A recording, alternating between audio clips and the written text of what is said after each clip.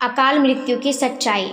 कहते हैं मृत्यु एक शाश्वत सत्य है, लेकिन जब कोई व्यक्ति अपनी आयु पूरी होने से पहले अचानक अप्रत्याशित रूप से इस संसार से चला जाता है तो लोग कहते हैं उसकी अकाल मृत्यु हुई है।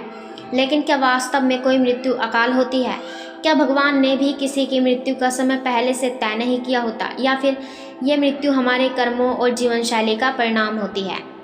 आज की इस विशेष और गहन की जानकारी इस वीडियो में हम जानेंगे। अकाल मृत्यु क्या होती है, इसके पीछे क्या कारण हो सकते हैं, शास्त्रों और पुराणों में क्या कहा गया है अकाल मृत्यु के बारे में, और सबसे अहम बात, कैसे बचा जा सकता है अकाल मृत्यु से। अकाल मृत्यु का अर्थ है एक व्यक्ति का मृत्यु को प्राप्त होना उस समय से पहले जब तक उसका जीवन सामान्य रूप से चलना था। शास्त्रों के अनुसार एक सामान्य मनुष्य की आयु 100 वर्ष मानी गई है, लेकिन यदि कोई व्यक्ति बीमारी, दुर्घटना, आत्महत्या, हत्या या अन्य असामयिक कारणों से इससे पहले मृत्यु को प्राप्त होता है तो उसे अकाल मृत्यु कहा जाता है। गरुड़ पुराण में लिखा है, जो व्यक्ति अधर्म, अनाचार या अपवित्र जीवन जीता है उसके प्राण समय से पूर्व ही निकल जाते हैं। अब सवाल उठता है, अकाल मृत्यु क्यों होती है? पहला, कर्मों का प्रभाव। हमारे पूर्व जन्म और इस जन्म के कर्म हमारे जीवन की दिशा तय करते हैं। अगर किसी व्यक्ति के कर्म अधिक पापपूर्ण हैं तो उसका जीवन छोटा हो सकता है। जैसा बीज बोओगे वैसा ही फल मिलेगा। दूसरा, अधर्म और असंतुलित जीवन शैली। मद्यपान, मांसाहार, क्रोध, ईर्ष्या, अनैतिक संबंध, यह सब जीवन को नकारात्मक ऊर्जा से भर देते हैं और व्यक्ति को अकाल मृत्यु की ओर ले जाते हैं। तीसरा, दुर्घटनाएं और आत्महत्या। जब व्यक्ति मानसिक रूप से कमजोर हो जाता है तो आत्महत्या करता है या कोई अचानक दुर्घटना हो जाती है, तब यह मृत्यु अकाल मानी जाती है। आत्महत्या करने वाला व्यक्ति अगला जन्म बहुत ही कष्टदायक पाता है, ऐसा शास्त्रों में वर्णन है। चौथा, पितृदोष। जब पूर्वजों की आत्माएं असंतुष्ट होती हैं और उनके श्राद्ध, तर्पण या कर्म कांड नहीं किए जाते तो वे परिवार में बाधाएं उत्पन्न करते हैं, जिनमें एक कारण अकाल मृत्यु भी हो सकता है। गरुड़ पुराण के अनुसार जो व्यक्ति अधर्म करता है, गौ हत्या करता है, ब्रह्म हत्या करता है, वह अकाल मृत्यु का भागी बनता है। महाभारत में युधिष्ठिर ने पूछा था, हे भीष्म पितामह, मनुष्य की अकाल मृत्यु कैसे हो जाती है? भीष्म ने उत्तर दिया, जो व्यक्ति धर्म का त्याग करता है, समय से भोजन नहीं करता, नींद का ध्यान नहीं रखता और संयमहीन जीवन जीता है, वह समय से पूर्व मृत्यु को प्राप्त होता है। अब सबसे महत्वपूर्ण बात, क्या हम अकाल मृत्यु से बच सकते हैं? उत्तर है हाँ। धर्म, साधना और संयमित जीवन के माध्यम से अकाल मृत्यु को टाला जा सकता है।